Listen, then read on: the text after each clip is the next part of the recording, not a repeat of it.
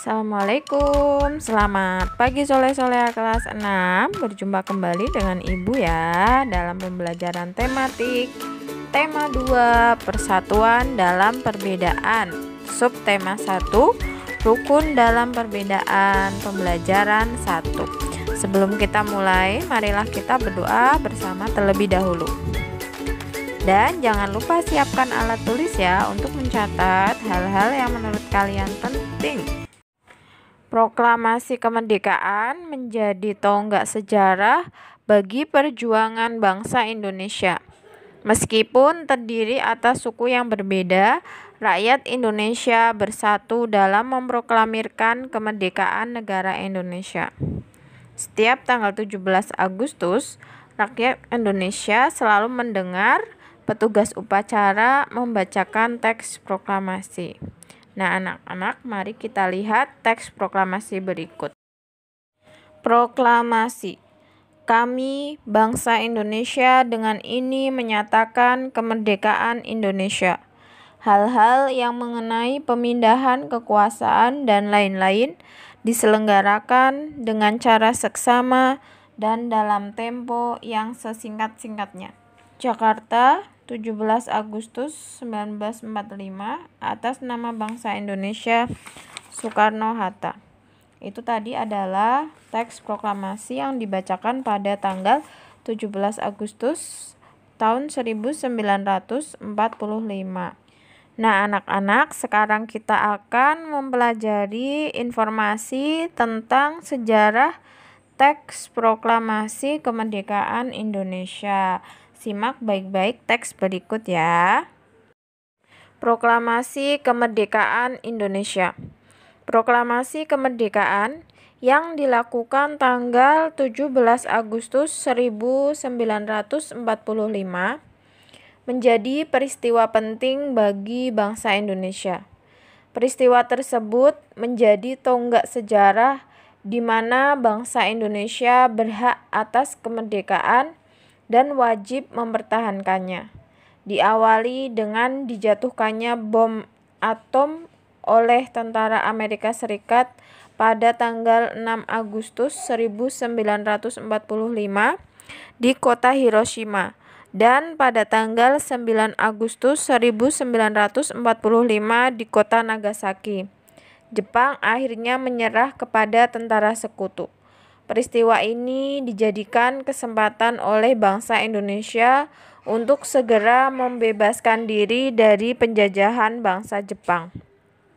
Teks proklamasi ditulis di Rumah Laksamana Tadashi Maeda, Jalan Imam Bonjol nomor 1. Para penyusun teks proklamasi adalah Ir Soekarno, Dr. Andes Muhammad Hatta, dan Mr. Ahmad Subarjo. Konsep teks proklamasi ditulis oleh Ir Soekarno. Saat itu hadir pula B.M. Dyah, Sayuti Melik, Sukarni, dan Sudiro. Sukarni mengusulkan agar yang menandatangani teks proklamasi itu adalah Ir Soekarno dan Dr. Andes Muhammad Hatta atas nama bangsa Indonesia. Teks proklamasi diketik oleh Sayuti Melik. Pagi harinya, 17 Agustus 1945, di kediaman Soekarno, Jalan Pegangsaan Timur nomor 56, telah hadir antara lain Suwirjo, Wilopo, Gafar Pringgodigdo, Tabrani, dan Trimurti. Acara dimulai pada pukul 10 dengan pembacaan proklamasi oleh Soekarno dan disambung pidato singkat tanpa teks. Kemudian, bendera merah putih yang telah dijahit oleh Ibu Fatmawati dikibarkan. Setelah membaca teks tersebut, kita akan mengisi peta pikiran tentang proklamasi kemerdekaan Indonesia. Peta pikiran yang kita buat berdasarkan konsep 5W1H. Ada yang tahu apa itu 5W1H? Ya, betul sekali. Ada what, why, who, when, where, dan How. Nah, silahkan anak-anak isi peta pikiran proklamasi kemerdekaan Indonesia. Misalnya yang pertama, apa? Berarti apa proklamasi kemerdekaan Indonesia? Merupakan tonggak sejarah di mana bangsa Indonesia berhak atas kemerdekaan dan mempertahankannya.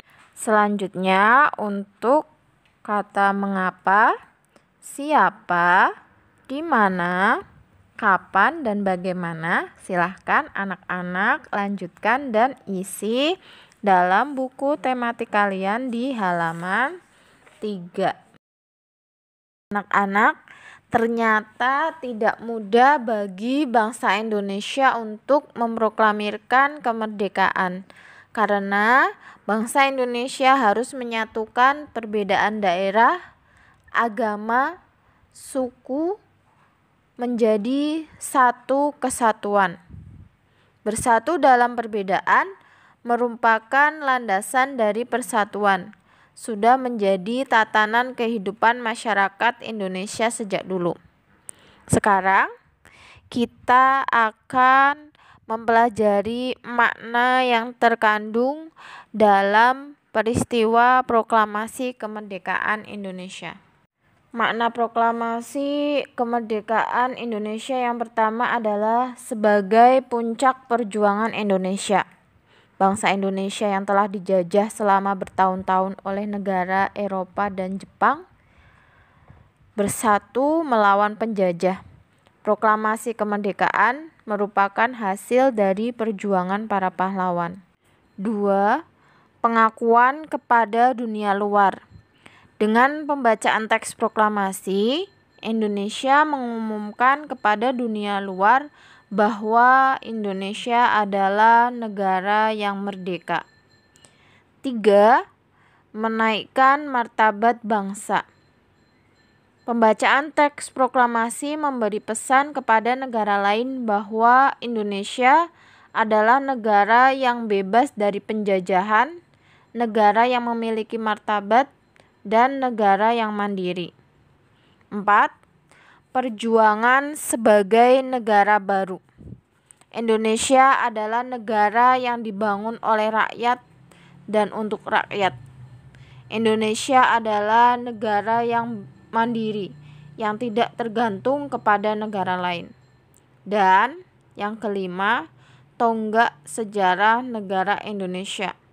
Pembacaan teks proklamasi merupakan awal dari masa kemerdekaan Indonesia yang terbebas dari belenggu penjajah. Masih ingatkah anak-anak tentang pepatah di mana bumi dipijak, di sana langit dijunjung? Ya, pepatah ini mempunyai makna apabila kita berada di tempat yang baru, maka kita perlu menyesuaikan diri dengan keadaan setempat. Begitupun dengan tumbuhan.